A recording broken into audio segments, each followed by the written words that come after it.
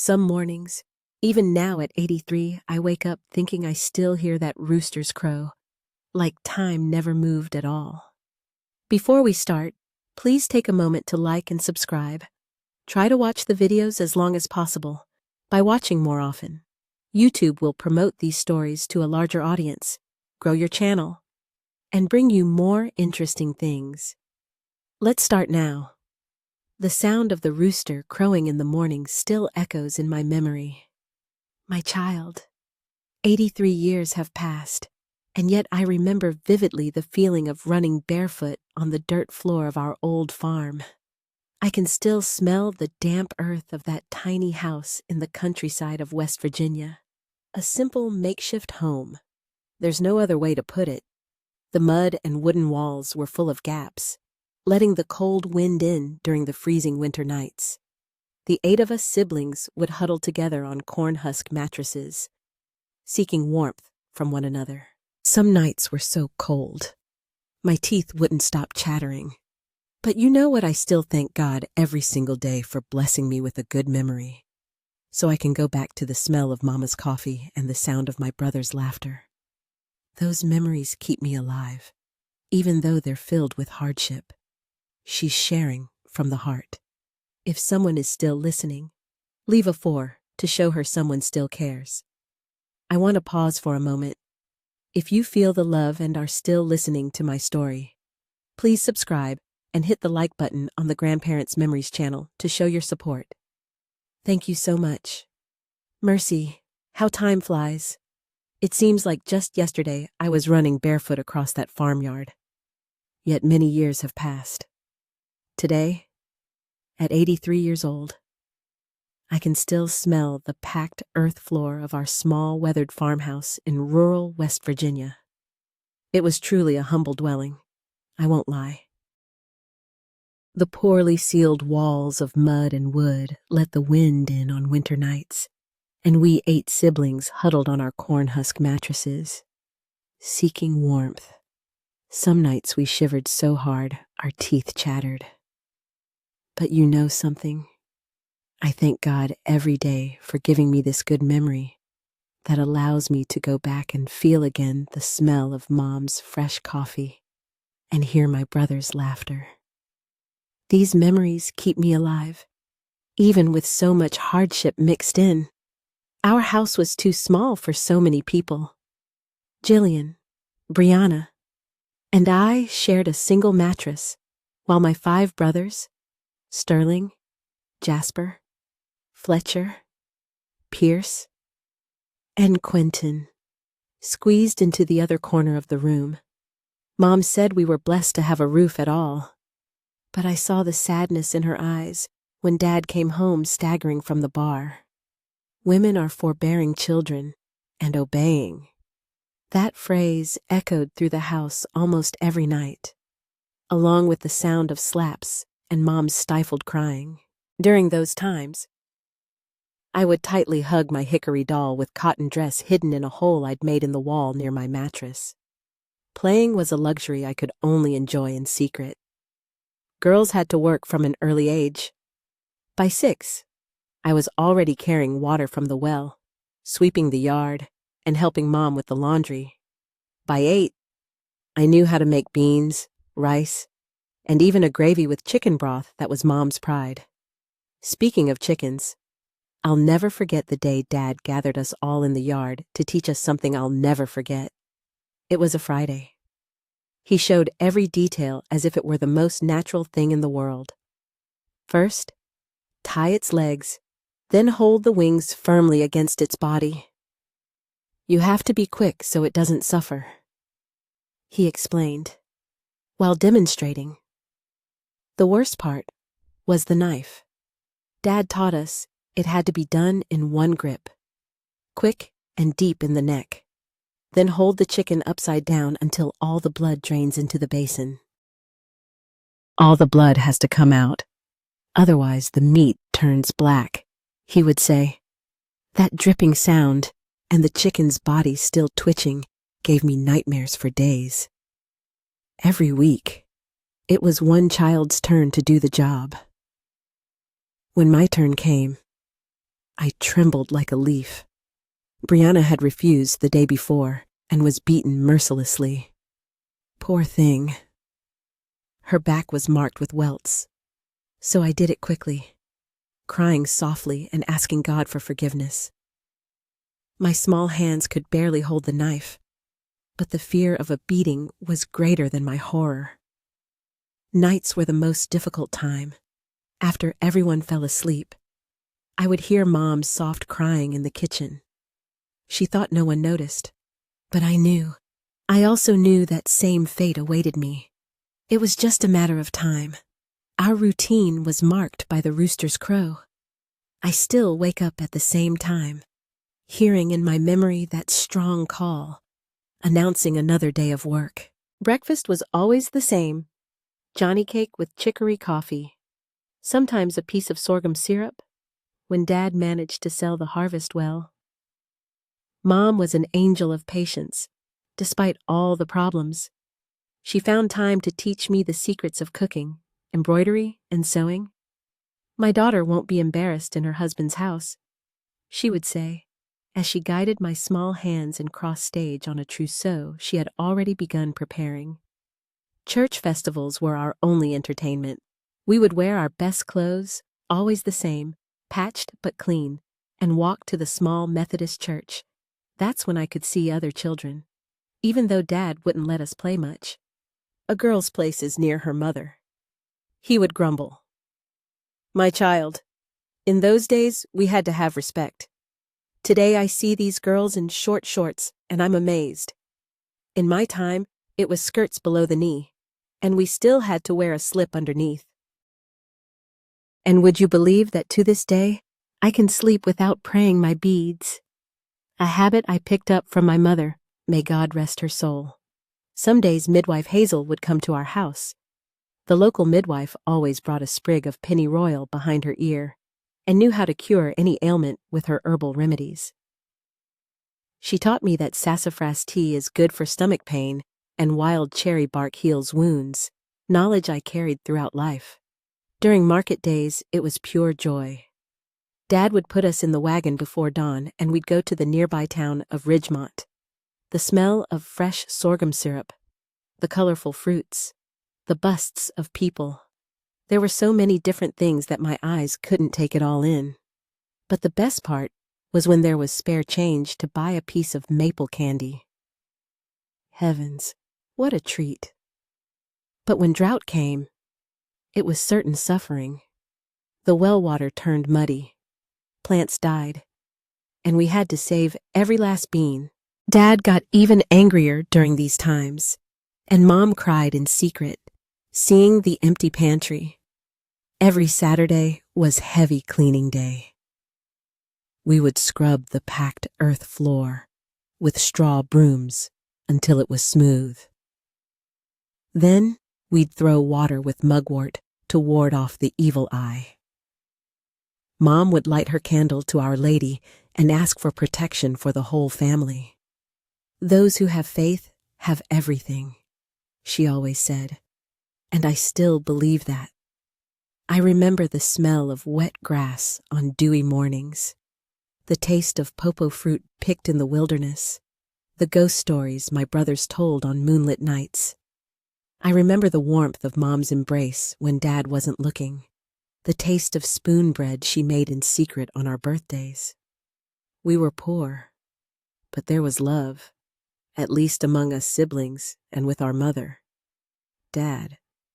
Well, Dad was like many men of that time. His law was harsh, but he was the only one we knew.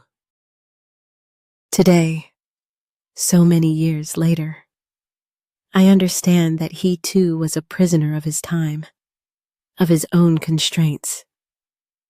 The day Jillian left, I cried behind the apple tree. She looked like a rag doll, all dressed up in a new dress, but with empty eyes. This Mr. Whitfield was a 45-year-old man, pot-bellied and bald. When he took her hand, I felt my stomach turn. That's how it is, daughter. Women were born to be governed. Mom told me when she saw my shocked face, but I knew she was suffering too. It wasn't long before Dad arranged a marriage for Brianna as well. She was 14 when she was handed over to a 52-year-old farmer. The man was rich, owned a lot of land. Dad was all proud, saying he had made a good deal. After the girls left, the house felt different. The boys started working twice as hard in the fields, have to save dowry for the others. Dad would say, I started helping more around the house, doing the work that used to be my sister's. News from the girls was rare. Occasionally, someone from town would bring a message. Jillian sent word she's doing well, or Brianna had a baby. They were always short pieces of information that left more questions than answers. Mom would spend days mulling over every word, trying to guess if her daughters were happy. With my sister's departure, I began to feel a fear that grew day by day. I knew it would soon be my turn. At night, lying on the corn husk mattress, I would pray quietly, asking God for a good husband, one who's young and handsome. I thought, but deep down, I knew that was a silly girl's dream. Mom began teaching me things she had previously only told Jillian and Brianna. A woman must know how to please her husband, she would say, teaching me to prepare more elaborate dishes. One day, she called me to the bedroom and talked about conjugal duties. I left there, red as a pepper, not really understanding what awaited me. The neighbors began to notice me. She's becoming a pretty young lady. They would tell Mom. Dad would hear these comments and keep an eye out. I saw when he talked with Mr. Silas from the general store, a man of about 40 who was best missed by his step-grandfather, who always looked at me strangely. Were they negotiating me one day? A car arrived on our dirt road. It was rare to see automobiles around there. A well-dressed man got out, probably about 35 years old. Dad received him in the living room, and they talked for hours. Mom sent me to serve them coffee. When I entered, the man looked me up and down. I felt a shiver down my spine. After that, more visitors started appearing at our house, men of various ages, always talking with Dad. I would stay in the kitchen, trembling with fear, imagining which one would be my future husband. At night, lying in the dark, I would cry softly into my pillow. I didn't want to live like my sisters. I didn't want to marry an old man. I wanted to play, to study, to be free. But I knew that was impossible. My destiny had been set since I was born a girl. Mom's words echoed in my head. Daughter, a woman's life is difficult. But if you are obedient and hardworking, God helps. I tried to believe that, but it was hard. I thought, God, why do women suffer so much? One Sunday afternoon after church, Dad called me to the living room. My blood froze. He said, next week you'll meet your fiancé. That night I cried until I had no more tears. It was a September morning when I heard an engine approaching. I dropped the broom in the middle of the porch and ran to the fence, my heart beating very fast. That's when I saw that shiny black car raising dust on the dirt road. It seemed from another world. The car stopped in front of our house and out stepped a man who made me gulp. He was tall, much taller than Dad, with broad shoulders that barely fit in his dark suit. His gray hair was slicked back, shining with brilliant tin pomade. Winnie, come here, girl. Dad's voice thundered from inside. I ran in, my legs whopping. In the living room, Mom was already accommodating the visitor, offering coffee. Dad looked me up and down as if seeing me for the first time. This is the girl, he told the man who examined me with cold eyes. I stood there like a post while the men talked. The farmer, for that's what he was, spoke about his lands, the cattle, the manor house. Dad listened attentively, asking questions here and there. I just wanted to disappear, to crawl into a groundhog hole and never come out again, after what seemed like an eternity. Dad sent me to get more coffee. In the kitchen, I found Mom crying softly. "Everything will be all right, my daughter," she said, hugging me tightly. But I knew she was just saying that. How could she know I returned to the living room carrying the tray? My hands trembling so much, I almost spilled everything. That's when I heard the farmer say, "So we have a deal." Dad nodded, extending his hand for the handshake that sealed my fate. Barely had the car gone out of sight when Dad was already giving orders. "Pack your things, girl. The wedding is in a week." Mom sobbed this time, but one hard look from Dad silenced her. The following days were spent in preparation. Mom spent hours sewing a simple white dress, stopping occasionally to wipe her eyes on the hem of her skirt. "Your sisters wore the same dress," she said. "Family tradition." At night, lying on the corn husk mattress for the last time, I would hear my brother's whispers. "It's not fair." Pierce, the youngest, would say, "Shut up, boy." Jasper would respond, "Do you want to get a beating from Dad?" The silence that followed was heavier than lead. On the eve of the wedding, Mom called me to the bedroom. With a choked voice, she gave me the advice that every mother gives a daughter who is about to be married. "Be obedient, daughter. Men don't like women who talk back." She spoke about the duties of a wife with words that made me blush and tremble with fear. "What if he's rough?" I asked quietly. Mom was silent for a moment, then replied, "Pray, my daughter. Pray a lot." That night, kneeling beside the bed, I prayed more than I had in my entire life. The wedding day arrived on a September morning. The sky dawned gray as if understanding my sadness. I put on the simple white dress Mom had sewn without any enthusiasm. It wasn't a real wedding dress, just the best we could have. The ceremony was at the small Methodist church in town, quick and without celebration. The minister seemed to be in a hurry, perhaps uncomfortable with my age. I was trembling so much, I could barely hold the bouquet of wildflowers Mom had made. Thaddeus Blackwood, now my husband, remained serious the whole time. When the minister asked if I accepted, I looked at my father. His hard gaze reminded me that I had no choice. "I do," I murmured, swallowing my tears. Afterward, we returned home in a heavy silence. There was no party, no celebration. My brothers were all there, more serious than I'd ever seen them. Sterling, the oldest, approached me. "If he mistreats you, you come back. We'll figure something out," he said quietly. The others came too, each with their silent embrace.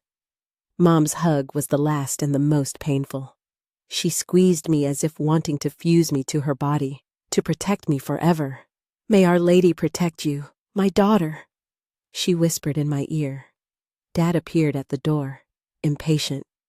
"Let's get on with it," he grumbled.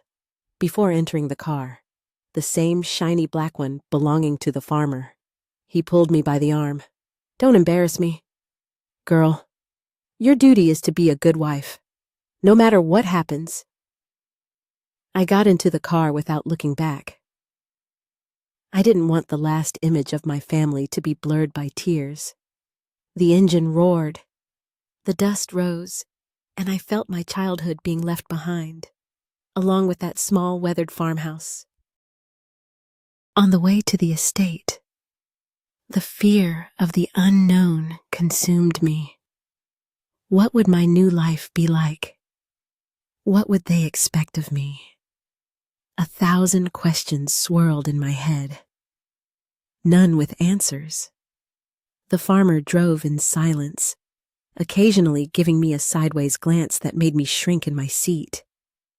He was a handsome man, I couldn't deny that, but there was something in his eyes that frightened me. After hours of travel, we saw the headquarters of the Blackwood estate in Virginia. It was a grand, imposing house, so different from my humble childhood home that it seemed like something from another world. Servants came to greet us, taking my small bundle of clothes. "Welcome to your new home. Winnie?" "Mr. Blackwood said, his deep voice echoing through the mansion. It was the first time he had spoken to me since the vows we exchanged in front of the minister. I swallowed hard, trying to smile. He looked me up and down as if evaluating me. "And don't call me sir. I'm Thaddeus to you. Understand?" I nodded quickly, afraid to displease him right away. "Yes." "Thaddeus?" I responded softly. It was the beginning of my new life, whether I was ready or not. Thaddeus called a servant as soon as we entered the house. It was Mrs. Gwendolyn Marsh, a middle-aged woman with gray hair always tied in a tight bun. "Gwendolyn, take Mrs. Hargrove to the room and help her prepare. Use the nightgown I set aside," he ordered. Mrs. Gwendolyn guided me upstairs to a bedroom that was truly huge, larger than my entire former house. In the center was a 4-poster bed. The servant prepared a bath in an enormous porcelain tub. The scent of lavender soap filled the air as she helped me wash. She didn't speak, and neither did I. After the bath, Mrs. Gwendolyn dressed me in a white satin nightgown that Thaddeus had set aside. It was so thin, I felt naked, even though I was covered. I sat on the edge of the bed, my sweaty hands clasped in my lap. I remembered my mother's words. She had called me aside a few days before the wedding and talked about the wedding night. "Daughter, the man will want to lie with you. Don't resist. It's your duty as a wife. It might hurt a little at first, but then it passes." I had been terrified by that conversation, but now, sitting on that huge bed, the fear was even greater. Time passed slowly. Every sound in the house made me jump. When the door finally opened, I thought I would faint from nervousness. Thaddeus entered and closed the door behind him, turning the key twice. He had removed his wedding jacket and was only in his shirt and pants.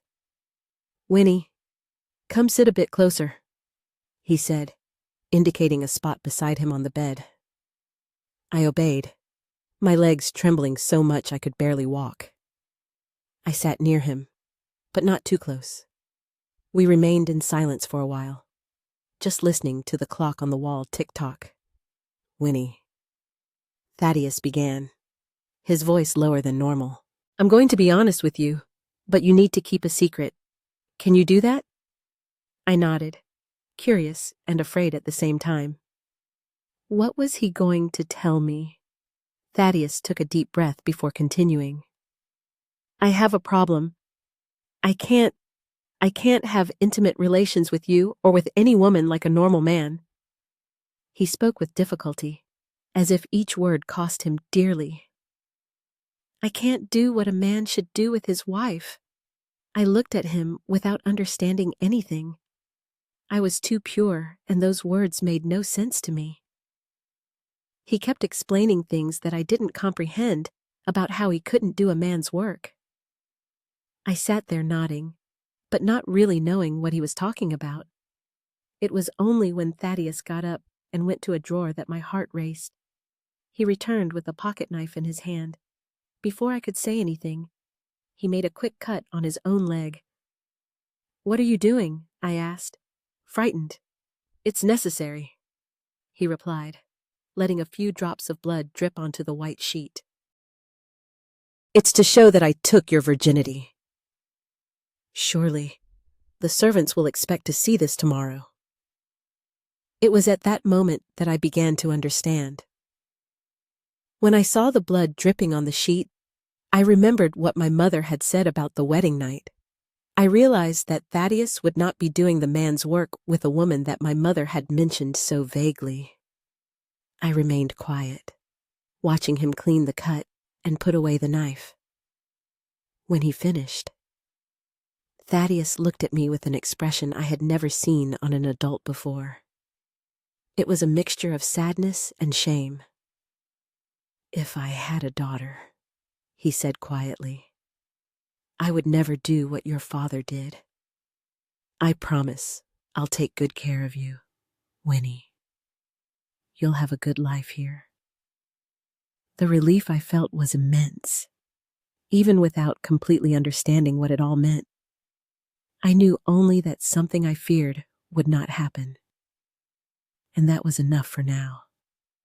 All that fear, all that anxiety, disappearing like smoke. "But then why did you marry me?" I asked, my voice barely coming out. I needed to know. Thaddeus got up and went to the window. He stood looking out into the darkness for a while. Society, friends, they kept bothering me. A man in my position needs a wife. They said, to take care of the house, to continue the family name. He turned to me with a sad smile. I decided to look for a wife to shut them up and improve my business. I wanted someone older, but your sisters were already married, and there weren't many available girls in the region. I remained quiet, trying to understand it all. It was a lot for a 13-year-old girl to take in. "What happens now?" I asked after a while. "Now, Winnie, we keep up appearances," Thaddeus replied, sitting next to me again. "Occasionally, we'll enter the room together. Stay for a while, so the servants think we have a normal married life, but nothing will happen between us. Understand, you will be respected in this house." I nodded, feeling relieved and confused at the same time. That first night, after talking a lot, we slept in the same room, each on one side of the huge bed. I could barely close my eyes, tense with the new situation. Thaddeus, on the other hand, seemed to sleep peacefully. Silently, I took my prayer beads and began to pray quietly, careful that he wouldn't notice. Those beads sliding between my fingers gave me a sense of security amidst so many uncertainties. The next morning, he woke me early. "Come, Winnie, it's time for you to meet the house staff." We went downstairs together, me trying not to trip on the new dress that Thaddeus had provided for me. In the dining room were gathered 7 servants, all side by side, looking at me with curiosity. Thaddeus cleared his throat and spoke in his deep voice. "This is Winnie, my wife, and the new lady of this house. You must obey her as you obey me. Whatever she commands, do it." I looked at all those unfamiliar faces, feeling small and out of place. How was I, a country girl, going to command all these people? Mrs. Gwendolyn Marsh, the housekeeper who had helped me the night before, stepped forward. "Welcome, Mrs. Hargrove. We are at your service." In the days that followed, I realized I knew nothing about how to care for a large house like that. Everything was different from my old home, the fine furniture, the porcelain dishes, the silver cutlery. I felt lost. It was Mrs. Gwendolyn who saved me. Noticing my inexperience, she began to teach me with patience. "Mrs. Hargrove, would you like me to show you how to set the table for dinner?" I gratefully accepted all her lessons. Mrs. Gwendolyn taught me how to organize menus, supervise cleaning, receive visitors. Gradually, I began to feel more confident in my role as the lady of the house. Mrs. Gwendolyn became more than a servant to me. She was almost a mother guiding me in this new and frightening world. Time passed, and Thaddeus and I got used to our strange situation. He would leave early every morning to work on the estate, only returning at night. As soon as he arrived, he would call me to the bedroom. "Winnie, go take a bath and wet your hair well," he would say every day. At first, I didn't understand why. But soon I realized it was another part of our theater. I would come out of the room with the wet hair, as if we had just had an intimate moment. Thaddeus always made a point of reminding me of the importance of our secret. "Winnie," he would frequently say, "always remember that for you to continue having the life you have here, it's essential to keep our secret. No one can know the truth about our arrangement." I would nod, aware of the weight of that secret. It was the price I paid for my new life, so different from what I would have had if I had stayed in my parents' house. One day after dinner, Thaddeus called me to his office. "Winnie," he said, seeming a bit awkward, "I noticed you have difficulty reading the menus that Mrs. Gwendolyn prepares." I felt my face burn with shame. It was true. I barely knew how to write my own name. It was Mrs. Gwendolyn who read them to me. "You don't need to be embarrassed," Thaddeus continued, his voice gentler than I had ever heard. "You're intelligent. You just didn't have the opportunity to learn. How about if I teach you? Do you accept?" And so our lessons began. Every night after the servants retired, Thaddeus would teach me the alphabet, then the vowels, then the numbers. I was surprised to discover that I had a facility for memorizing letters. Soon I was reading simple words, then entire sentences. Writing came next.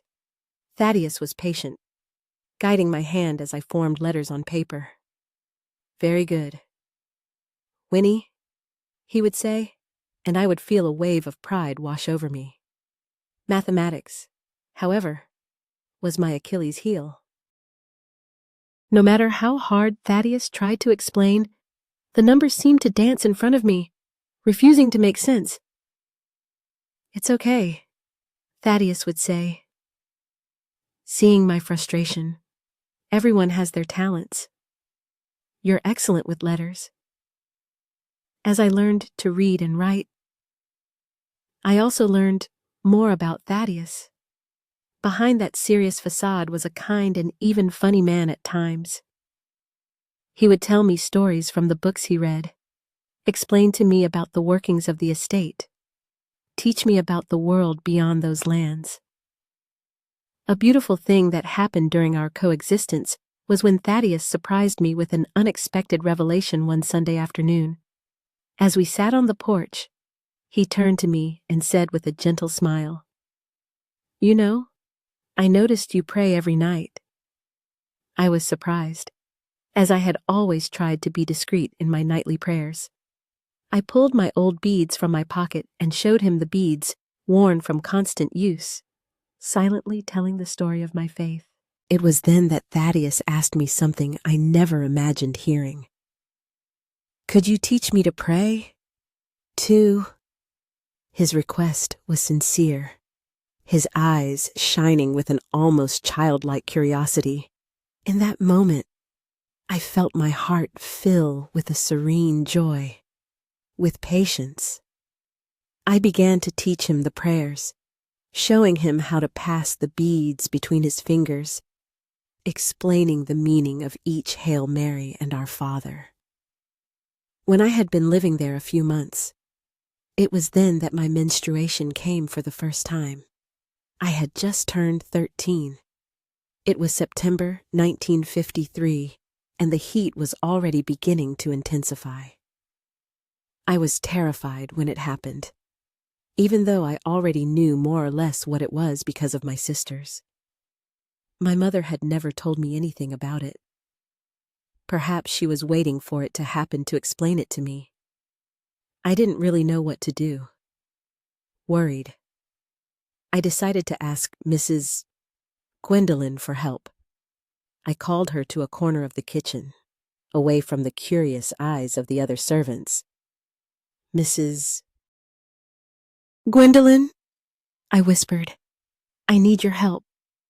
It's that, well," I explained everything to her. Mrs. Gwendolyn looked at me with a mixture of surprise and pity. I think she had forgotten how young I was. Mrs. Hargrove," she said softly. "Don't worry. It's normal. We'll take care of it." She took me to the sewing room, cut some soft cloths, taught me how to use them, and how to wash them under the shower without anyone seeing. "You'll have to do this every month now," she explained. "If you need more cloths, just let me know." I was grateful for her help, but also embarrassed. I didn't say anything to Thaddeus. Just thinking about touching on this subject with him made my face burn with shame. The months passed, and soon December arrived. Christmas was approaching, and with it came the news that Thaddeus's 2 married sons would spend the holidays at the estate with their wives and children. They would stay with us, and I was nervous about meeting Thaddeus's sons. They were much older than me. One was 32 and the other 29 years old. On December 20th, when they arrived, I remember well the sound of cars approaching. Thaddeus and I went to receive them on the porch of Blackwood Manor. Thaddeus's sons got out first. Atticus, the oldest, was tall and thin like his father. Kendrick was shorter and stockier, with a thick mustache that didn't match his young face. Both were handsome like their father. Their wives came next. Both couldn't have been more than 20 years old, but they seemed so adult to my girl's eyes. Cordelia, Atticus's wife, carried the baby, who couldn't have been more than a year old.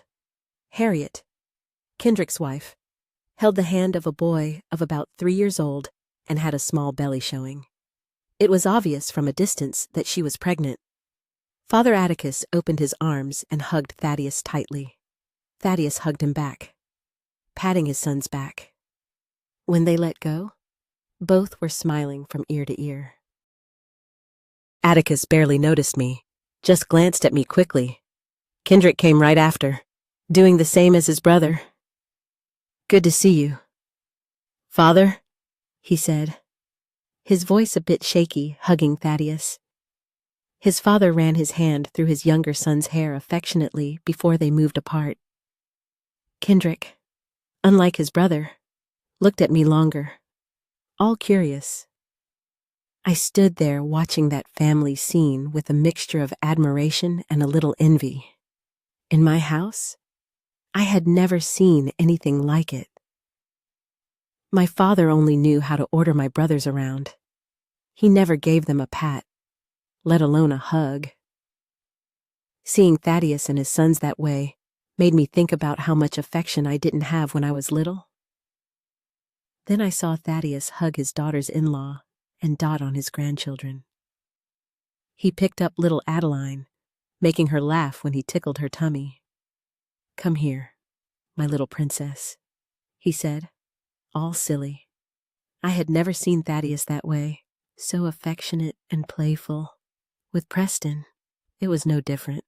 Thaddeus crouched down to be at the boy's height and opened his arms. "And my champion, aren't you going to give Grandpa a hug?" Preston ran and jumped into his arms, almost knocking Thaddeus to the ground. The daughters-in-law also received warm hugs. I stood there watching, feeling somewhat out of place. Everyone there seemed so at ease, so family-like, and I was just the intruding girl. But then something happened that surprised me. Thaddeus looked at me and gestured for me to approach. "Come, Winnie," he said. "Come meet your family." He took my hand and pulled me into the middle of the circle, introducing me to his daughters-in-law and grandchildren, as if I were part of it all. At that moment, I felt a warmth in my chest. Maybe, just maybe, I could be part of that family one day. Even with our secret, even with everything being pretend. In that moment, I felt a little less alone. The wives were more friendly. Cordelia smiled at me while adjusting the baby in her arms. How are you? Winnie? It's so good to finally meet you. Harriet was also nice, although she seemed a bit uncomfortable. Hello? Winnie? This is our son, Preston. Say hello. Preston. The boy hid behind his mother's skirts, looking at me with wide eyes. We all went inside the house. Mrs. Gwendolyn had already prepared a hearty snack: warm buttermilk biscuits, spoon bread, strong coffee, and fresh milk. The children soon got excited by the smell of the food. It was during the snack that I began to notice the looks and comments from Thaddeus's sons. They didn't seem very happy with my presence, practically ignoring me. So, Father, Atticus commented while spreading butter on bread. How's business? I hope marriage hasn't distracted you. Thaddeus gave his son a hard look. Business is going very well. Atticus, Winnie has been an excellent companion and helper. Kendrick let out a little laugh. Helper? What kind of help can a young wife give in business? I felt my face burn with shame. I knew they were talking about my age, even without mentioning it directly. The strangest thing was that no one seemed to find it absurd that I had married so young to a 51-year-old man. It was as if it were something natural, even expected, even though Thaddeus was well preserved and could easily pass for a man in his early 40s. The wives seemed more sympathetic. Cordelia asked me about life on the estate, if I was enjoying it. Harriet wanted to know if I knew how to sew, if I liked cooking. The children, on the other hand, seemed fascinated with me. Little Preston, after overcoming his initial shyness, wouldn't leave my side. Cordelia's baby, Adeline, smiled every time I made a face at her. In the days that followed, the tension with Thaddeus's sons continued. They were always making indirect comments about how their father could have chosen someone more appropriate, someone from their social class. One night, I inadvertently overheard an argument between Thaddeus and Atticus. Father, have you lost your mind? She's practically a child. Mind your own business. Atticus, what I do or don't do is none of your concern. And that's enough. I don't want to hear another word about this, period. I stood there, hidden behind the door, my heart beating fast. It was the first time I had heard Thaddeus defend me like that. Despite the tension with the sons, Christmas ended up being a pleasant time. On Christmas Eve, we all gathered in the living room. The Christmas tree, a huge pine that Thaddeus had ordered caught on the estate, was all decorated with colorful balls and silver ribbons. Lit candles gave everything a special glow. We exchanged gifts after the dinner. I was surprised when Thaddeus handed me a small box. Inside was a new rosary, delicate and shiny. For my wife to pray, he said softly, giving me a quick kiss on the lips. It was the first time he had done that. I felt my cheeks blush instantly. The children were euphoric with their new toys. When it was time to sleep, Preston insisted that I put him to bed.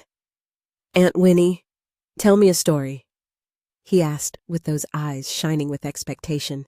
I didn't know what to do. I didn't know any stories. In my house, no one had ever told me bedtime stories. But how could I refuse the request of such an adorable child? Of course. Preston, I said, trying to hide my nervousness.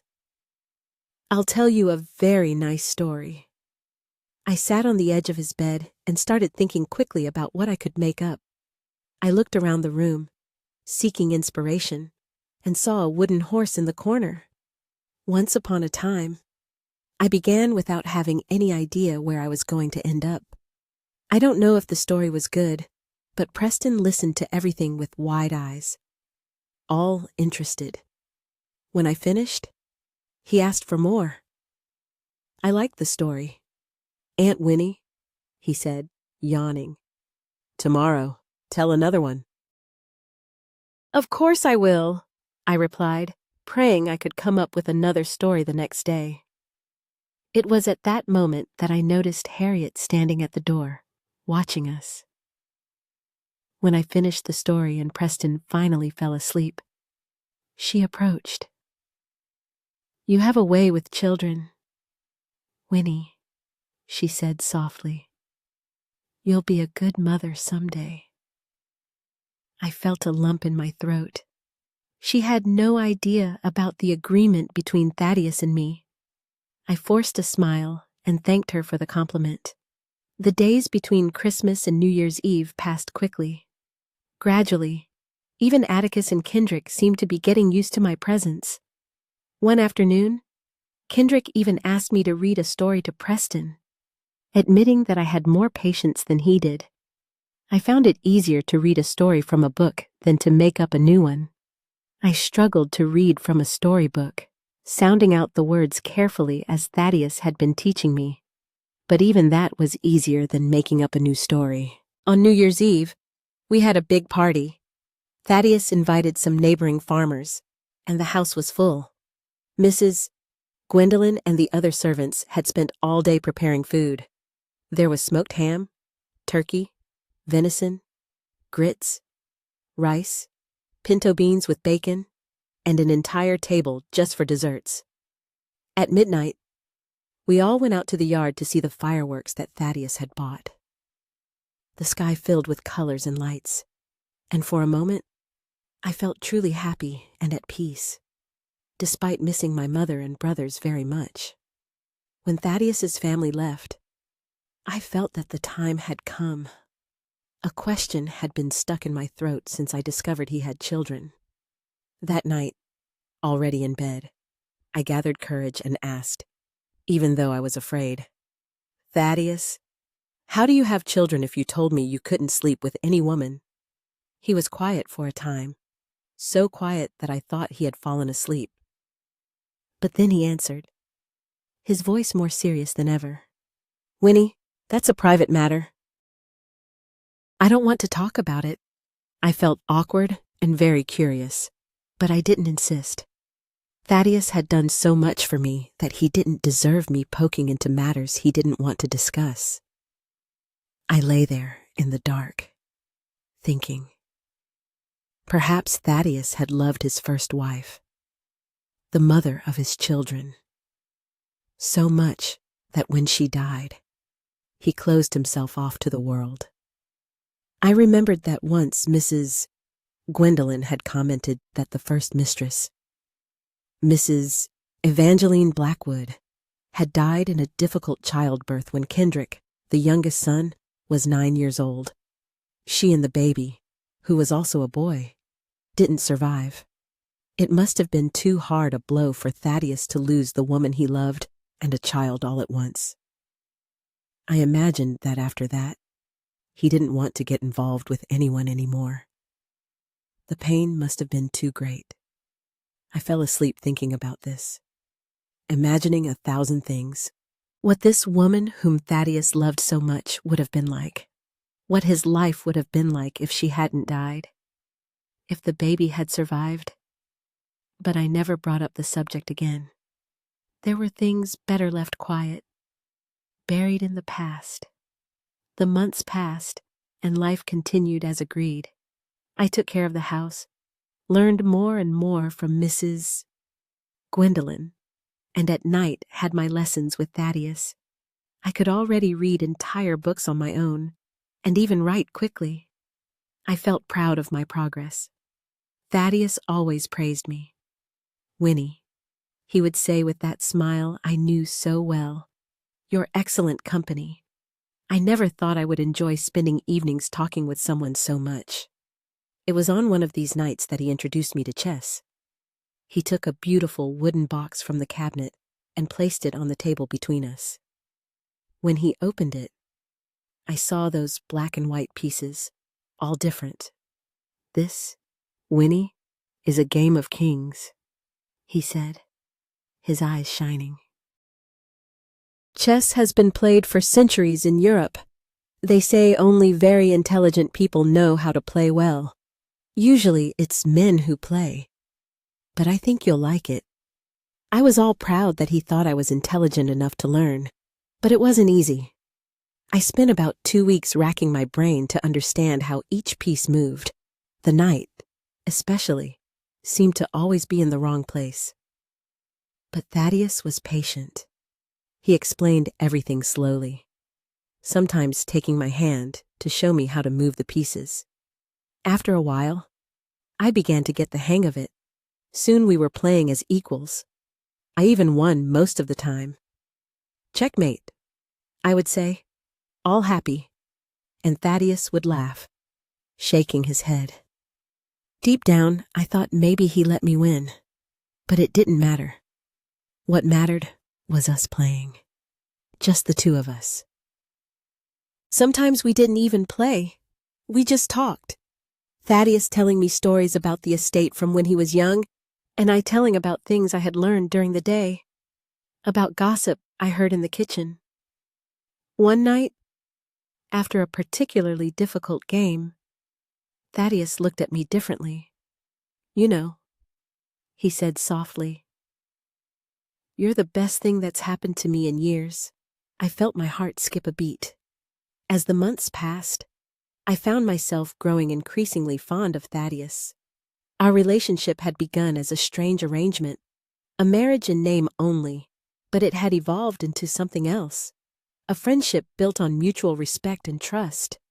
He had given me education, protection, and kindness when my own father had only seen me as property to be traded, though there was never any physical intimacy between us.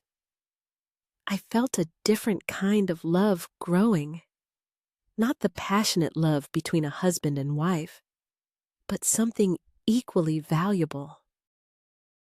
I wondered if he felt it too, this quiet affection that had developed between us.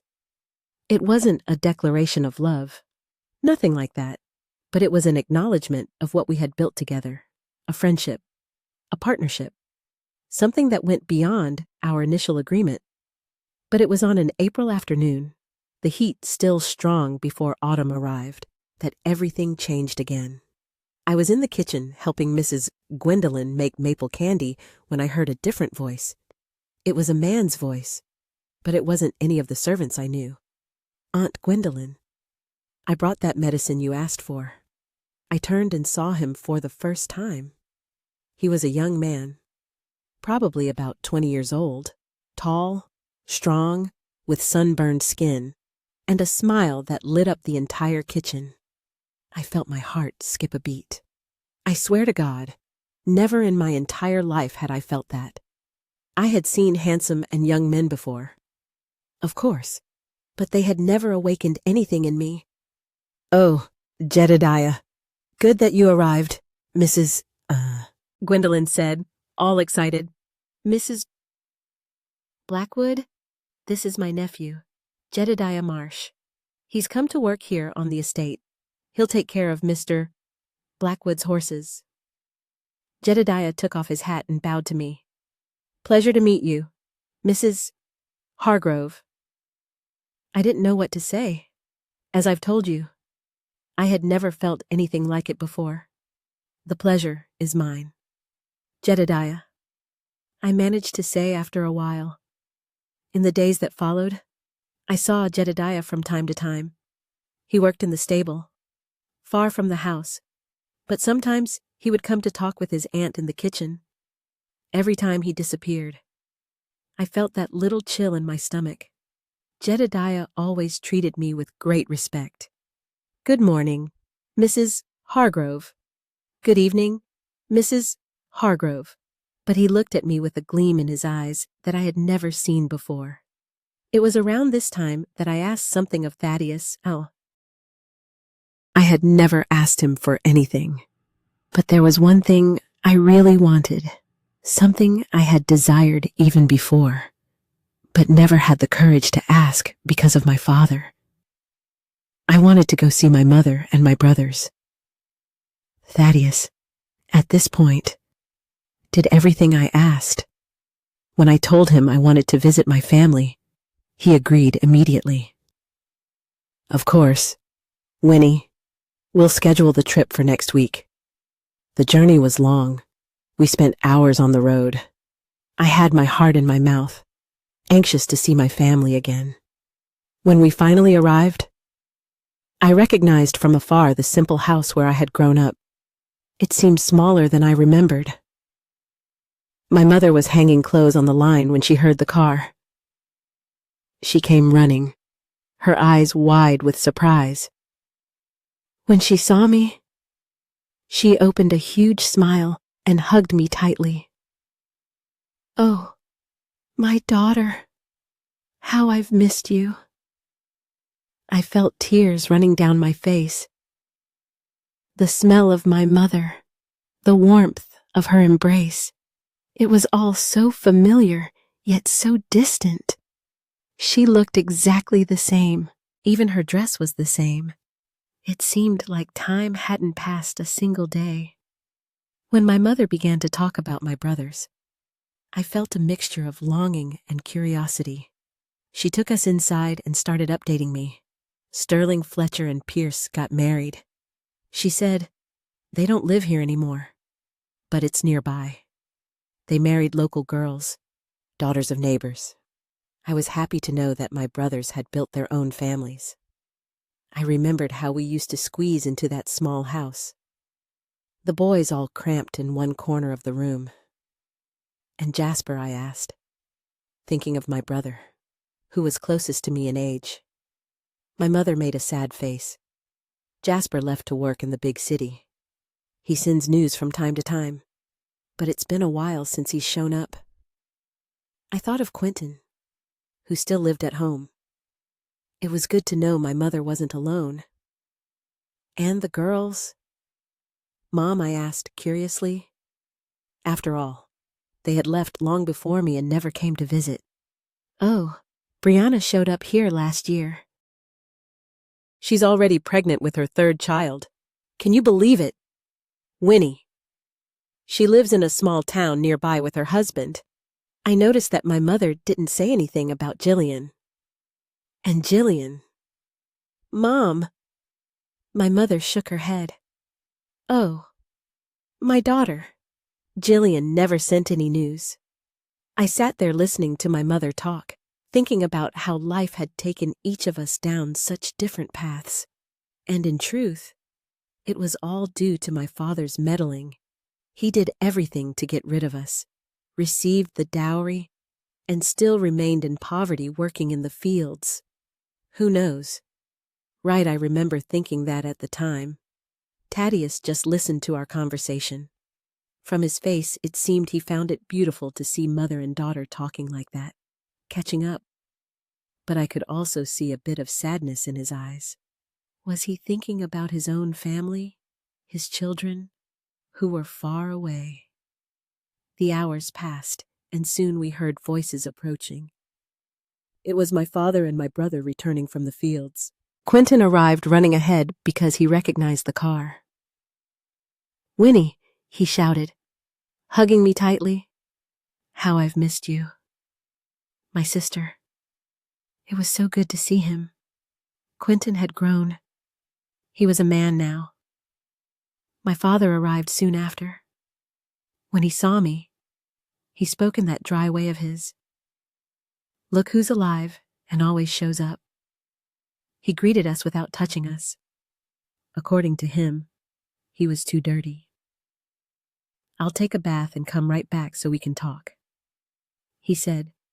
Before leaving, he made a joke that only he found funny. "You didn't come to return her, did you?" he said to Thaddeus. I was embarrassed, but Thaddeus responded politely. "No, sir. We just came to visit. When my father left." My mother began preparing coffee for us.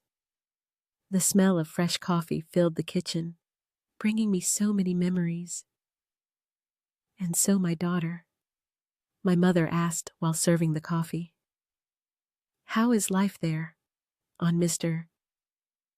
Blackwood's estate. It's good. Mom, I replied. Thaddeus treats me very well. I learned to read and write. Did you know? My mother's eyes widened. Really? That's wonderful. My daughter. I spent the night telling my mother and Quentin about my new life. I talked about Mrs. Gwendolyn, about the lessons with Thaddeus, about how I helped take care of Blackwood Manor. When my father returned from his bath, the conversation became more tense. He asked direct questions to Thaddeus, wanting to know about the business, if the estate was profitable. Thaddeus responded patiently, but I could see he was uncomfortable. It was then that my father asked that question that changed everything. Winnie, how old are you now? Before I could answer, my mother spoke. Winnie is 14. I saw my father's look change. He frowned and asked, Thaddeus, so tell me something. Why haven't you had any children yet? I felt my face burn. I turned as red as a pepper. I looked at Thaddeus and saw that he was pale. He looked like he had seen a ghost. Before we could say anything, my father started saying a lot of things. He said I must be defective, that the problem could only be with me. Because Thaddeus already had 2 sons, he wouldn't stop talking.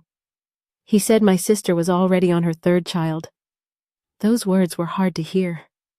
I felt a lump in my throat, a strong desire to cry. How could my own father speak of me like that? That's when Thaddeus did something I'll never forget. He stood up, hugged me in front of everyone and said in a firm voice, Enough! We're leaving now. I quickly hugged my mother and my brother and we left. It was already night, so Thaddeus decided we would sleep in a hotel in town. The journey was too tiring for him to drive back at that hour. It would be dangerous. In the hotel room, I couldn't sleep. My head was spinning, going over everything that had happened. Thaddeus was also restless. We lay there in bed. It was he who broke the silence. Winnie, he said softly. I'm sorry about today. I feel guilty for not giving you a child. I looked at him, surprised. I had never seen Thaddeus so vulnerable. You don't have to apologize. I said, we know how our agreement is. But then I started thinking. I remembered all the Christmases when Thaddeus's sons came to visit. They always looked at us strangely, as if something was wrong because I didn't have children. You know, I said, your sons also find it strange that I don't have a baby. Thaddeus sighed deeply. Yes, I know. Winnie, I lay there thinking about everything. My family, the life I had left behind. Without realizing it, I began to cry. Thaddeus pulled me to his chest and hugged me. He never touched me. It was very rare. It was a different hug. There was a special affection there, something I had never felt before. I didn't say anything, but my heart beat faster. Tell me, Winnie, he said, what's bothering you so much? And that's when I poured it all out. I told him everything about my father, how he was always a drunk who beat everyone, especially my mother. I wish I could save her from that wretched man, I said between sobs. Thaddeus was quiet for a while, hugging me. Then he asked a question I'll never forget. Would you like your mother to come live with us on the estate? Winnie, I was speechless with emotion. I had never thought of this myself, but after a while I said, Quentin would have to come too. He's a very hard worker. He could help on the estate. Thaddeus smiled. Of course, Winnie. If it's important to you, we'll find a way. That night, we stayed up late talking, planning how it would be, how we would convince my mother. When I finally fell asleep, it was almost dawn. The next day, I could hardly wait to return to my parents' house. I knew my father would have already left for the fields. It was the perfect chance to talk to my mother. When we arrived, my heart almost stopped. My mother opened the door with a black eye. She saw me and began to cry. "Daughter, you didn't leave. I thought you had gone without saying a proper goodbye." I hugged her tightly. "What happened? Mom, what's Dad's excuse this time?" She tried to hide it, but I insisted. Gradually, she told me. "After you left, your father became furious. He said I was embarrassing the family by not having a child." My mother defended me, saying that for some women it takes time. Well, the result was right there, stamped on her face. I looked at Thaddeus. He had a face I had never seen before, a mixture of anger and compassion. He saw that I wasn't exaggerating when I talked about my father. "Mrs. Meredith," he said to my mother, "you can't continue living like this." My mother lowered her eyes. "It's the life I have. Mr. Blackwood, there's no way out." That's when I gathered courage. "Yes, there is. Mom, we came here to make you an offer." I explained everything about how there were spare rooms on the estate, how she could come live with us. I said Quentin could come too and could work there. How it would be a new life away from that suffering. I saw in my mother's eyes a joy, a sparkle, a hope. My dear children, thank you for patiently listening to the story of my life. Looking back on the path I've walked, I realize that no matter how harsh life may be, we can always find light in the darkness. A difficult childhood taught me to cherish even the smallest joys, and those hardships shaped me into the strong person I am today. I want to leave you with this message. Never let your circumstances define your destiny, even if you're born into poverty or treated unfairly. You still have the power to rise and build a better life. Remember, true strength doesn't lie in your hands or your mind, but in your heart where patience, forgiveness, and love reside.